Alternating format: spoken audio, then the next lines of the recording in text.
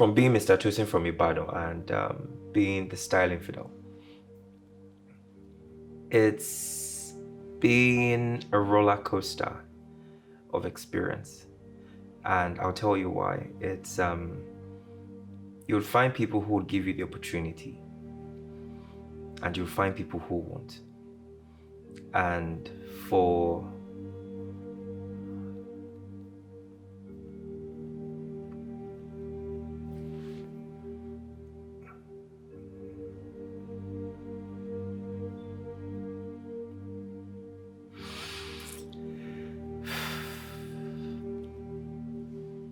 it's been quite the journey.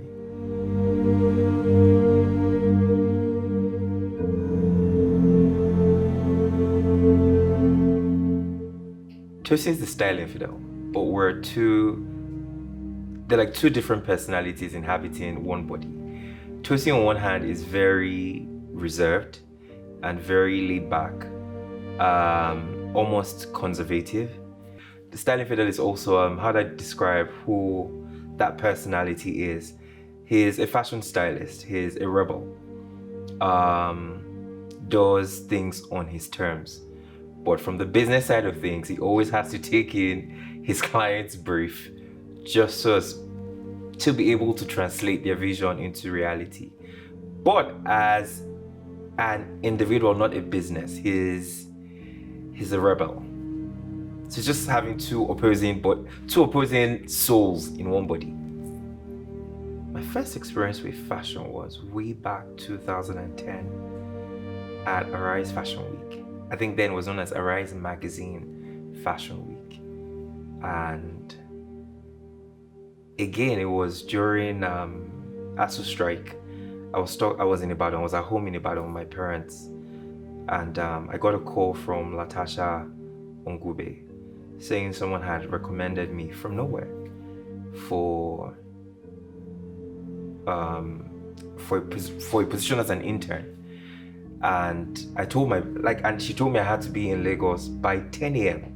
She called me at about 8. And then I knew convincing my parents that I was going to Lagos was going to be hard, but I didn't give a damn. So I told them. They had their reservations, but they told me to go. So I packed my things, went straight to Federal Palace, got to Federal Palace. I think that was the first time, that was my first time at Fashion Week, first time at Federal Palace. First time of coming to Lagos alone, as it were. And it was a totally different experience because it made me feel like one local champion. Coming from Ife, Ibadan, and then to Lagos, it was an eye-opener for me. But it was I think I was just so focused, save the fact that I was very passionate about what I was doing. I loved it. It was probably the only thing, aside my family and probably my best friends, that gave me so much joy. There were times we were broke. And when I say broke, we're broke. But I still had to do it. Because somewhere, somehow, I had a very supportive family. But somehow, this was what gave me so much joy. And fast forward some years later, because at Arise 2010, I was an intern. At Arise 2011, I was made the head of interns. So I had people I had to look after. But even with the title head of interns, it meant there was some huge funds coming in. And I came back, went to serve at Nigerian breweries. And I went to serve at Nigerian breweries. And the funny thing about this scene is, a lot of times, and it's what I always tell younger stylists, whatever it is you can do to keep your name, your brand relevant, please do it. So the thing with fashion and entertainment generally is, if you're off the scene, coming back might be pretty hard.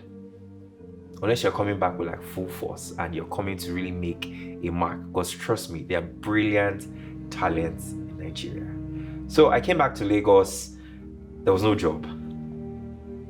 And I still had to keep styling. Money was coming in, but it wasn't as bad as it was. Money was coming in.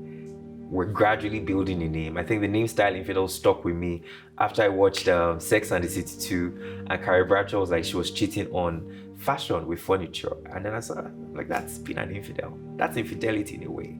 And I was like, okay, you know what? I'll take up this name. I opened an Instagram page, and that was how it all started. But it took me 6 years to get a break. It took me 6 years. 6 years of frustration, 6 years of being broke, 6 years of hustling. Candidly, I'm not a fancy person.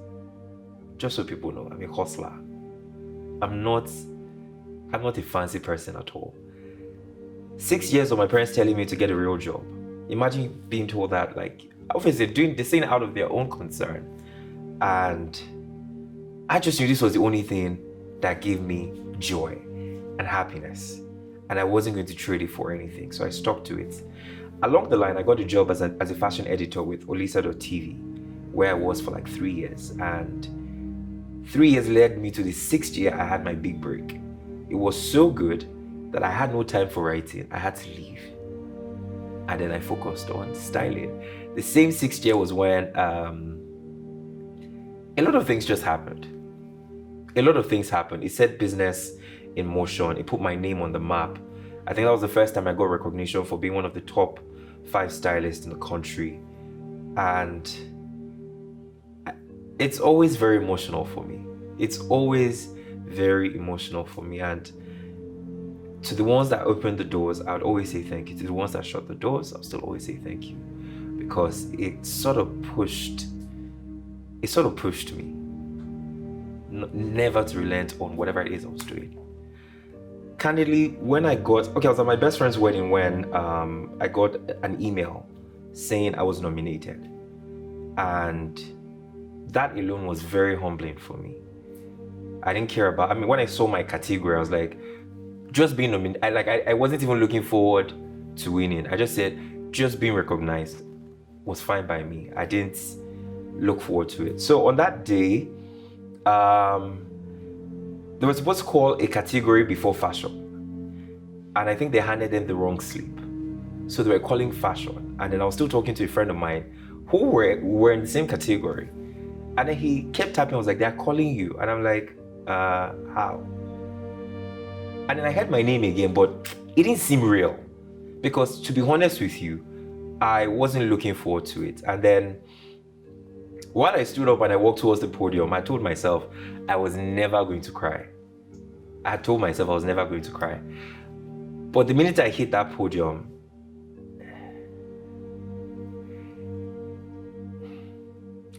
the entire journey flashed back in my face.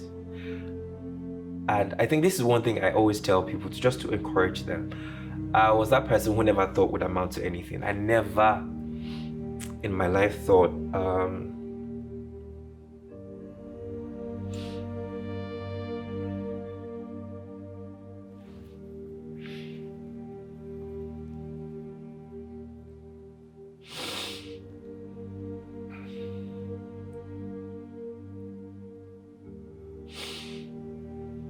I had made a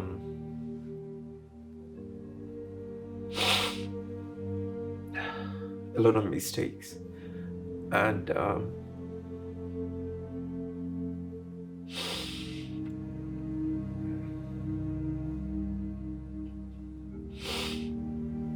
I had failed many times. I had failed many times, and a part of me just always reminded me that maybe there was no good fortune.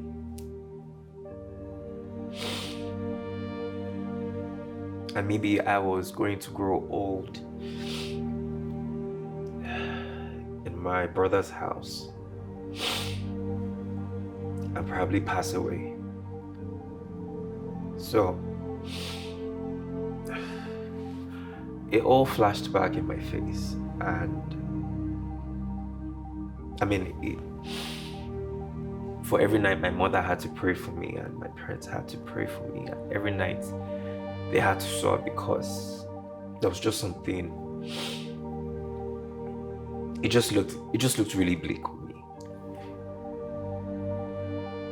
For anyone to win a future awards prize for whatever category you're nominated in, it's a big deal. But it wasn't even about winning that prize. It was about where I was coming from and how people had talked down on me and how I felt about myself, and how at some point I just thought I was just never going to make anything good from my life. It was a reassurance that, I don't want to sound very cliche, it was just a reassurance that every human's dream, every person's dream, regardless of who you are, your dreams are very valid. Your dreams will come true if you push for it. Your dreams will come true. I don't want to sound, because I'm basically just, whoever is watching or whoever is listening, I'm basically just putting my life out there and telling you exactly how it is. This is not some aspire to perspire. No. This is my life as an open book. So winning that award was just a reassurance that I was on the right track. And the universe, one way or the other, just has a way of patting you in the back, and that God has the greatest sense of humor. My name is Tosin, popularly known as the Style Infidel. I'm a fashion stylist and creative consultant, and this is my first.